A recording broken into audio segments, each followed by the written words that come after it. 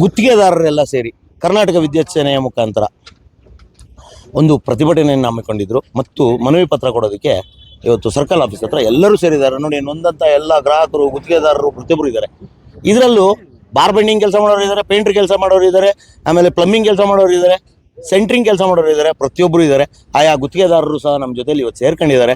ಅವರದೇ ಹಲವಾರು ಬಾಧೆಗಳಿದೆ. ಕಳೆದ 2.5 ತಿಂಗಳಿಂದ ಯಾವುದೇ ರೀತಿಯಾದ ಕರೆಂಟ್ಗಳನ್ನ ಕೊಡದೆ ಇವತ್ತು ಸರ್ಕಾರ ಆಗಿರ್ಬೋದು, ಕಂಪನಿ ಆಗಿರ್ಬೋದು, ಹಲವಾರು ಒಂದು ಕೆಟ್ಟು ನಿರ್ಧಾರಗಳನ್ನ ಮಾಡಿ ಯಾವುದೇ ರಾಜ್ಯಕ್ಕೆ ಸೀಮಿತ ಆಗದಂಥ, ಯಾವುದೇ ರಾಜ್ಯಕ್ಕೆ ಅಪ್ಲಿಕೇಬಲ್ ಆಗದಂತಹ ಕಾನೂನುಗಳನ್ನ ಕರ್ನಾಟಕಕ್ಕೆ ಮಾತ್ರ ತಂದು ಇವತ್ತು ನಿಜವಾಗ್ಲೂ ಒಂದು ಉದ್ಯೋಗಗಳನ್ನ ಕಿತ್ತುಕೊಳ್ಳುವಂಥ ಕೆಲಸ ಮಾಡ್ತಾ ಇದ್ದಾರೆ. ಇವತ್ತು ಯಾವುದೇ ಸರ್ಕಾರಗಳಾಗಿರ್ಬೋದು ಉದ್ಯೋಗ ಕೊಡುವಂತಹ ಶಕ್ತಿ ಸಾಮರ್ಥ್ಯಗಳು ಇಲ್ಲೇ. ಇವತ್ತು ಉದ್ಯೋಗ ಕ್ರಿಯೇಟ್ ಆಗ್ತಾಯಿಲ್ಲ, ಉದ್ಯೋಗಗಳನ್ನ ಕಳೀತಾ ಇದ್ದಾರೆ.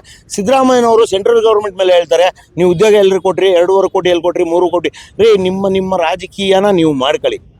ಇವತ್ತು ನಾವು ಯಾವುದೋ ಒಂದು ಉದ್ಯೋಗನ ಕಲಿತು ನಮ್ಮ ಒಂದು ಉದ್ಯೋಗಗಳನ್ನ ಮಾಡ್ಕೊತಾ ಇದ್ದೀವಿ. ಆ ಉದ್ಯೋಗಕ್ಕೂ ಕಲ್ಲಾಕುವಂಥ ಕೆಲಸ ಮಾಡ್ತಾ ಇದ್ದಾರೆ. ಇವತ್ತು ನಮ್ಮ ಜೊತೆಲಿ ನರಸಿಂಹಮೂರ್ತಿ ಅವರು ಇದ್ದಾರೆ.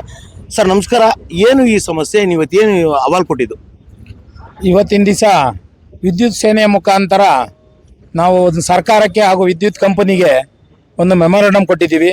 ಏನು ಇವತ್ತಿನ ದಿವಸ ವಿದ್ಯುತ್ ಸಂಪರ್ಕ ಕೊಡದಲ್ಲೇ ಅವಿಜ್ಞಾನಕವಾಗಿ ನಡೀಕೊಂತ ಇದ್ದಾರೆ ವಿದ್ಯುತ್ ಕಂಪನಿ ಹಾಗೂ ಸರ್ಕಾರ.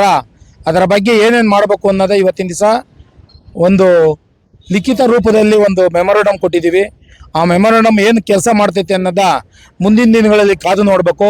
ಇಲ್ಲಿ ನೆರೆದಿರ್ತಕ್ಕಂಥ ಎಲ್ಲ ಗ್ರಾಹಕರು ಹಾಗೂ ವಿದ್ಯುತ್ ಗುತ್ತಿಗೆದಾರರು ಇದೇ ರೀತಿ ಯಾವುದೇ ಒಂದು ಕಾರ್ಯಕ್ರಮಕ್ಕೆ ಕರೆ ಕೊಟ್ಟಾಗ ಬಂದು ಸೇರಿ ತಮ್ಮ ಒಗ್ಗಟ್ಟನ್ನು ಇಲ್ಲಿ ನಿಲ್ಲಿಸ್ಕೊಡ್ಬೇಕು ಅಂತ ಹೇಳ್ತಾ ಈ ನಿಮ್ಮ ವಾಣಿಯ ಮುಖಾಂತರ ಈ ಸಂದೇಶವನ್ನು ಕೊಡ್ತಾ ಇದ್ದೀವಿ. ಧನ್ಯವಾದಗಳು. ಧನ್ಯವಾದ.